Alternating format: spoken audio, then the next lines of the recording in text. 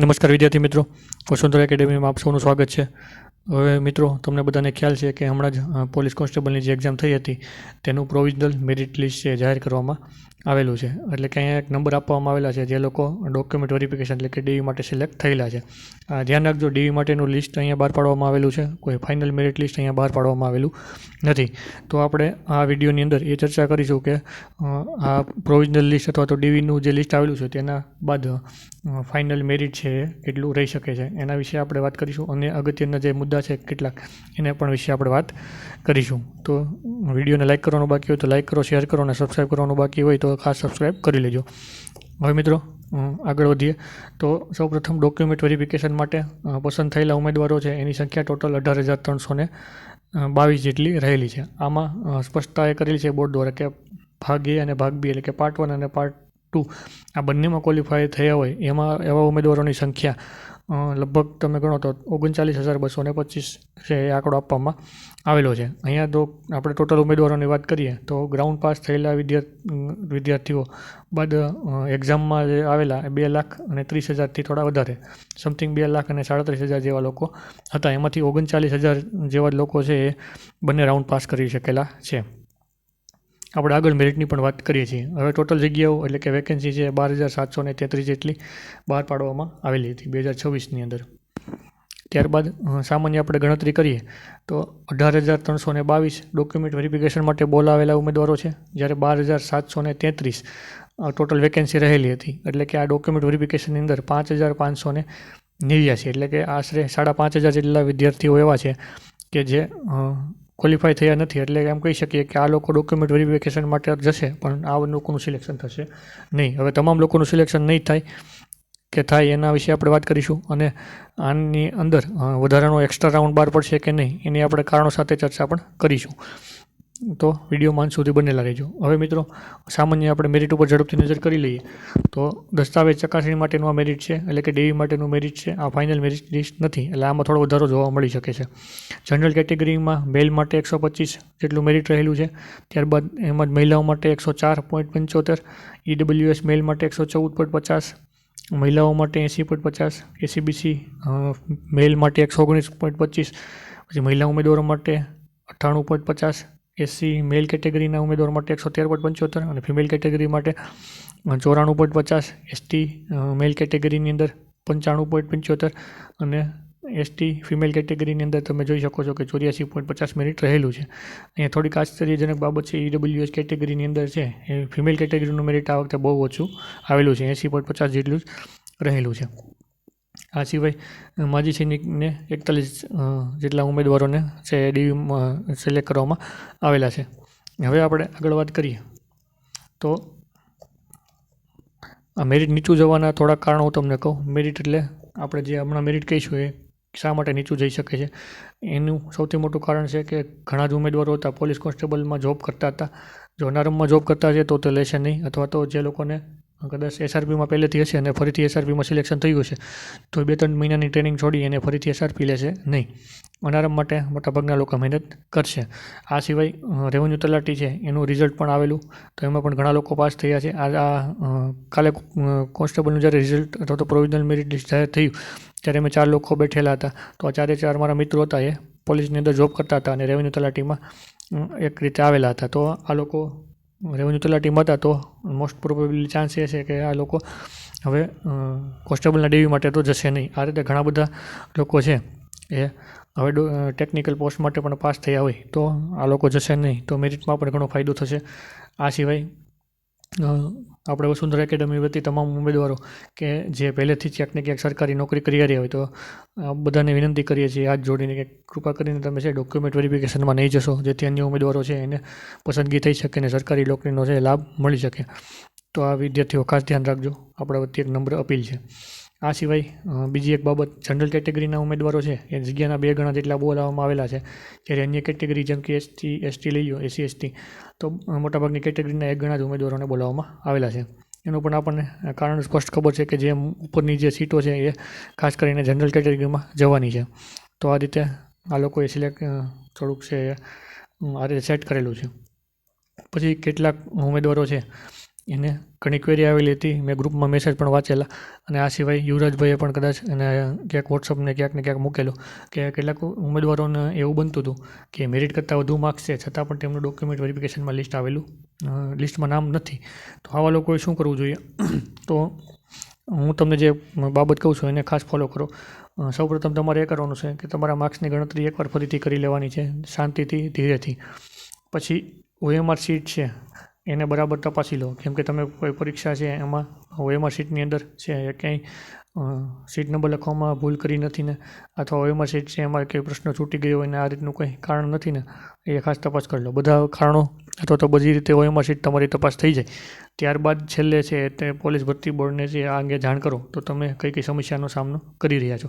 આનું નિશ્ચિતપણે સોલ્યુશન છે આવી જશે, આમાં તમારે કોઈ પ્રોબ્લેમ થશે નહીં. આ સિવાય તમે અમારો પર સંપર્ક કરી શકો છો. નીચે આપેલી ચેનલ છે એની આપણે ટેલિગ્રામની અંદર લિંક છે એ ડિસ્ક્રિપ્શનની અંદર મૂકી દો, ત્યાંથી કોઈ પણ ગ્રુપમાં જોડાઈને તમે મેસેજ કરી શકો છો. હવે આપણે સંભવિત છે મેરિટ લિસ્ટ વિશે જોઈએ તો જનરલ કેટેગરીની અંદર સૌપ્રથમ સ્પષ્ટતા એ કરી દો મિત્રો, આની પહેલાં આપણે જે મેરિટનો વિડીયો બનાવેલો હતો, મેરિટનો વિડીયો હજી પણ મૂકેલો છે, આપણે 2 વાર મેરિટનો વિડીયો મૂકેલો હતો, જેમાં આપણે પહેલાં મેરિટનું લિસ્ટ વિશે વાત કરેલી અને ત્યારબાદ છે એ પ્રોવિઝનલ આન્સર કે આવ્યા બાદ અંદાજિત મેરિટ કેટલું રહી શકે એના વિશે પણ વાત કરેલી હતી. તો આ બંને વિડીયો છે એ જોવાની છૂટ છે. હજી પણ યુટ્યુબમાં વિડીયો છે, આ વિડીયો જોશો તો તમને ખ્યાલ આવશે કે આપણે જે મેરિટનો અંદાજ આપેલો હતો ઓલમોસ્ટ એટલું જ મેરિટ છે અહીંયા રહેવાની શક્યતા છે. બહુ નજીકનો મેરિટમાં છે, ગેપ 1 થી 2 માર્કનો જ પડશે, બાકી આપણે જે અંદાજ આપેલો એ પ્રમાણે મેરિટ છે રહી શકે. આની સિવાય આપણે વાત કરીએ તો પુરુષ કેટેગરીમાં આપણે કીધું હતું કે 130 જનરલ મેલ કેટેગરીમાં જે ચાન્સ બને છે તો 130 થી 132 જેના માર્ક થતા હોય તેનો આરામથી ચાન્સ અહીંયા બને છે. મહિલા કેટેગરીમાં જનરલ કેટેગરીમાં 110 થી 112 જેટલું મેરિટ છે રહી શકે છે. આ ફાઇનલ મેરિટ અંગેની વાત છે, પ્રોવિઝનલ મેરિટ વિશેની વાત નથી. એટલે કે જે આપણે બોર્ડ દ્વારા પ્રોવિઝનલ લિસ્ટ બહાર પાડેલું છે એમાં કેટલો વધારો થઈ શકે એના વિશે આપણે વાત કરીએ છીએ. પછી OBC એટલે કે CBC કેટેગરીમાં જોઈએ તો પુરુષ ઉમેદવાર માટે મેરિટ છે 122 થી 125 રહી શકે અને મહિલા માટે 103 રહી શકે. અહીંયા આપણે કીધું હતું કે પુરુષ ઉમેદવાર 125 કે એનાથી પ્લસ માર્ક હોય તો તમે પાસ થઈ જશો. આની પહેલાં પણ આપણે વાત કરેલી, તો એટલું જ મેરિટ છે રહેવાની શક્યતા રહેલી છે. આ સિવાય SC કેટેગરીની વાત કરીએ તો SC કેટેગરીની અંદર પુરુષ ઉમેદવારો છે એના માટે 122 જેટલું રહી શકે છે અને મહિલા માટે 102 થી 103 જેટલું મેરિટ છે એ રહી શકે છે. ત્યારબાદ ST કેટેગરી માટે વાત કરીએ તો 100 થી 102 જેટલું પુરુષ ઉમેદવારો માટે મેરિટ રહી શકે છે અને 87 થી 89 જેવું મેરિટ છે એ મહિલા ઉમેદવારો છે એના માટે રહી શકે ફાઇનલ મેરિટ. પછી EWS ફાઇનલ મેરિટની વાત કરીએ તો પુરુષ ઉમેદવારો માટે સમથિંગ 118ની આજુબાજુ તમે પકડીને ચાલી શકો અને મહિલા ઉમેદવારો માટે આ જે 80 માર્કનું મેરિટ આપવામાં આવેલું છે કદાચ 1-2 માર્કનો વધારો થઈ અને 82 થી 83 જેટલું મેરિટ છે થઈ શકે છે. પછી એક મહત્વપૂર્ણ વિશ્લેષણ છે કે હજુ 2-3 માર્ક માટે મેરિટ નીચું જવાની શક્યતા હજી રહેલી છે. કારણનું મોટું ભાગના કારણો મેં તમને કહી દીધા. સૌથી પહેલાં તમે જુઓ તો PSIનું પરિણામ પેન્ડિંગ છે. જો આ બોર્ડ કદાચ એવું જ કરશે કે PSIનું રિઝલ્ટ છે પણ જાહેર કરી દેશે વહેલા જ, તો PSIમાં જે લોકો પાસ થશે આ ડોક્યુમેન્ટ વેરિફિકેશનમાં હાજર રહેશે નહીં, તો એનો ફાયદો થઈ શકે. બીજી ટેકનિકલ એક્ઝામો ઘણી બધી લેવાય છે, તો ટેકનિકલ એક્ઝામમાં ઘણા લોકો પાસ થયા હોય તો આમાં હાજર નહીં રહે, અને જે લોકો કદાચ પાસ થયા હોય તો મહેરબાની કરીને અહીંયા હાજર નહીં રહેતા, જેથી ઘણા લોકોને છે એ નોકરીનો લાભ છે મળી શકે. બીજું રેવન્યુ તલાટીનું પરિણામ છે એ પણ એક મોટું ફેક્ટર સાબિત થઈ શકે છે. મેં આની પહેલાં પણ વાત કરી, ઘણા લોકો રેવન્યુ તલાટીમાં પાસ થયેલા છે, એનું પણ લિસ્ટ છે ટૂંક સમયમાં આપણે ક્યાંય મળી જાય તો મૂકવાની કોશિશ કરીશું કે જે ડુપ્લિકેટ ઉમેદવારો છે મોટાભાગના તો રેવન્યુ તલાટીવાળા છે આમાં જશે નહીં. આ સિવાય GPSCની પરીક્ષા પણ એવું હોઈ શકે કે ટેકનિકલ અને નોન ટેકનિકલ એક્ઝામ છે કોઈ ક્લિયર કરેલી હોઈ શકે, તો આના લીધે પણ છે મેરિટ નીચું જવાની શક્યતા રહેલી છે. હવે મિત્રો કોઈ કેટેગરીની અંદર ઉમેદવારો આવતા હોય તો અહીંયા ઘણીવાર ખાસ એવું બની શકે, ખાસ કરીને મહિલા ઉમેદવારો માટે પણ અને પુરુષ ઉમેદવારો માટે પણ, કે અહીંયા નવો રાઉન્ડ છે પણ બહાર પાડવામાં આવી શકે છે. કેમ કે અહીંયા આપણે જેટલા લોકોને ઉમેદવારને લીધા છે, ભલે 5000થી વધારે ઉમેદવારો છે, 5500 જેટલા ઉમેદવારો છે એ ડુપ્લિકેટ છે, એટલે કે વધારાના બોલાવેલા છે, પણ એ લોકોનું એમાંથી મોટાભાગના લોકોનું સિલેક્શન તો થઈ જ જવાનું છે. આ સિવાય જો કેટેગરીની અંદર જે એડજસ્ટ કરશે તો હજી એક રાઉન્ડ 100% બહાર પડશે, આ ખાતરી સાથે હું તમને કહી શકું છું. પછી બીજી વસ્તુ, તમારે જો કદાચ સારા માર્ક નહીં આવેલા હોય તો ખાસ કરીને જે વિદ્યાર્થી મિત્રો પાસ થયેલા હોય એનું સલાહ સૂચન લો. જે કદાચ નાપાસ થયેલા છે એનું પણ સલાહ સૂચન તમે લઈ શકો છો. આ બંને જો કમ્પેરિઝન કરશો, આ મેં કરેલું છે. મેં બંને લોકો પાસેથી સલાહ લીધેલી છે અને મુખ્ય પરીક્ષા પણ મેં પાસ કરેલી છે અને હું ત્યારે ગવર્મેન્ટ જોબ કરું છું. તો આ બંને લોકો પાસેથી મેં માર્ગદર્શન લીધું હતું. તો તમે પણ આ બંને લોકો એવા તમારા ગ્રુપમાં જાણીતા હોય એની પાસેથી માર્ગદર્શન લો અને તમે અહીંયા એક ગાઈડન્સ તરીકે આનો ઉપયોગ કરો. હું તમને ચોખ્ખી ના પાડું છું કે કોઈ પણ એકેડેમીને અત્યારે ફોલો નહીં કરો. મારા ધ્યાનમાં તો 2-3 એકેડેમી છે જે કદાચ વ્યવસ્થિત છે અને સારી છે. બાકી બધાય બસ એના માર્કેટિંગમાં લાગેલા છે. બાકી કોઈ ખરેખર કન્ટેન્ટ ઉપર ધ્યાન આપતું નથી, બસ હલ્લા કરે છે. તો આની ઉપર તમે ધ્યાન નહીં આપતા. ખાસ કરીને કોઈનું ગાઈડન્સ લેવું છે વધારે સારું છે. હવે મેં કઈ રીતે પરીક્ષા પાસ કરી એના પર હું તમને આગળથી એક વિડીયો લઈને આવીશ. તેમાં બધી માહિતી આપીશ.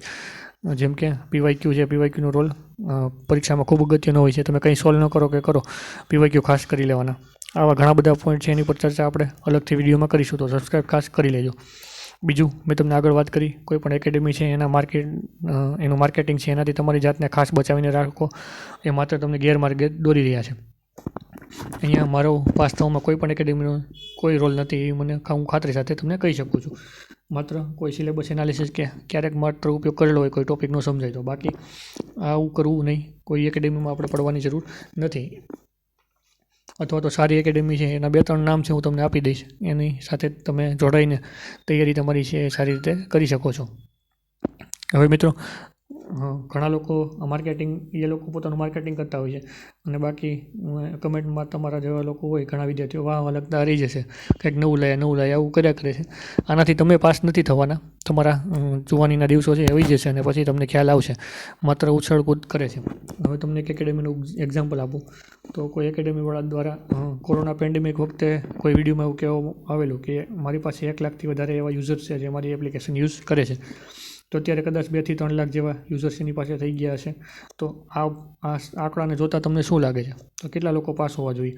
તો એ ભાઈ જ્યારે વિડીયો બતાવે છે વિડીયોમાં, ત્યારે માત્ર ને માત્ર 50 જેવા ફોટા હોય છે. માત્ર ને માત્ર 50 જેવા ફોટા એ બતાવે છે અને વારંવાર એકના એક ફોટા જ બતાવ્યા કરે છે. અઢળક પાસ એમ કર્યા કરે, પણ ખરેખર અઢળક છે નહીં. તમે જુઓ 2-3 લાખનો આંકડો, ચાલો 50ની આપણે 100 વિદ્યાર્થી લઈએ, તો 2-3 લાખમાંથી તમે 100 વિદ્યાર્થીને પાસ કરાવી શકો તો તમારું રિઝલ્ટ બોલ્યું કંઈ કહેવાતું નથી. બસ આવું જો ખોટું નકલી માર્કેટિંગ થઈ રહ્યું છે, નકલી પોડકાસ્ટ આવી રહ્યા છે. તો આવા માર્કેટિંગથી બચો.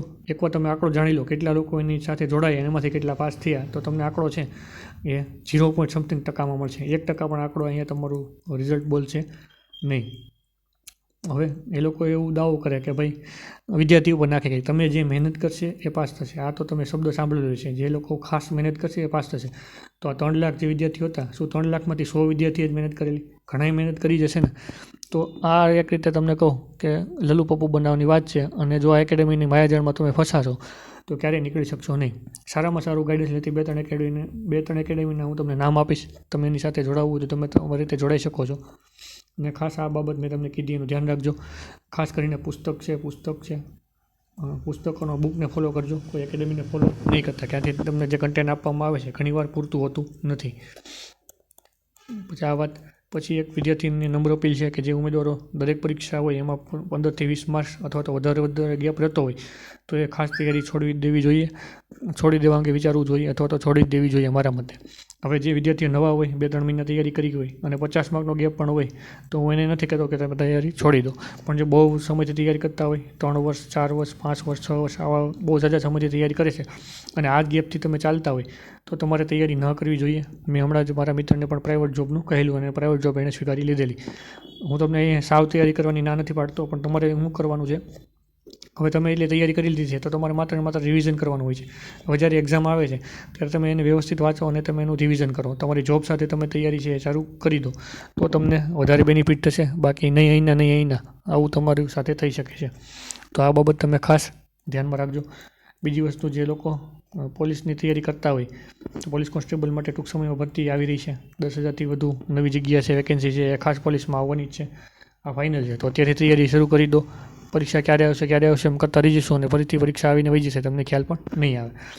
બીજું મિત્રો, જે લોકો કંડક્ટરની પરીક્ષાની તૈયારી કરે છે એના માટે આપણે 2500થી વધારે MCQ તૈયાર કરેલા છે કંડક્ટરની પરીક્ષાને લગતા. MCQ ફોર્મેટમાં છે. આપણી એપ્લિકેશન છે વસુંધરા એકેડમી, જેની લિંક ડિસ્ક્રિપ્શનમાં આપેલી છે. ફક્ત 99 રૂપિયામાં તમે આ કોર્સ લઈ શકો છો. આપણે તમામ કન્ટેન્ટ છે એ ફ્રીમાં જ આપવાનું છે. આ એક રીતે જોવો તો ફ્રી જ છે, 2 જણાના નાસ્તાનો ખર્ચ પણ નથી.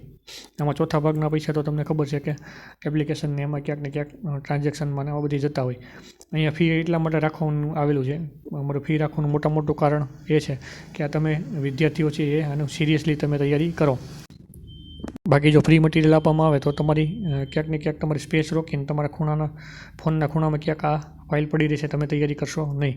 એટલે ખાસ વિનંતી છે કે તમે જો થોડીક પણ પ્રાઇઝ આપીને લેશો તો તમને ફાયદો થશે. કોઈ જબરદસ્તી નથી. તમારે જો લેવું હોય તો લઈ શકો છો. એમાંથી ફ્રી PDF છે, એના પરથી તમે અંદાજ લગાવી શકો છો. આ સિવાય SMC માટે આપણે PDF છે આખી ફ્રી આપી દીધેલી છે. આમાં આપણે 500થી વધારે ક્વેશ્ચન છે ફ્રીમાં MCQ આપેલા છે. તમે એપ્લિકેશન પરથી ડાઉનલોડ કરી શકો છો અને SMCની તૈયારી છે કરી શકો છો. આ માટે SMCનો આપણો મેગા લેક્ચર છે, પણ તમારે ખાસ જોઈ લેવો જોઈએ, તમને ફાયદો થશે. તો બસ અહીંયા સુધીની આપણે વાત હતી. તો વિડીયોને લાઈક કરવાનું બાકી હોય લાઈક કરો, શેર કરો અને સબસ્ક્રાઈબ કરવાનું બાકી હોય તો ખાસ સબસ્ક્રાઈબ શેર કરી લેજો. આપણે નેક્સ્ટ વિડીયોમાં મળશું. Thank you. જય હિન્દ, જય ભારત.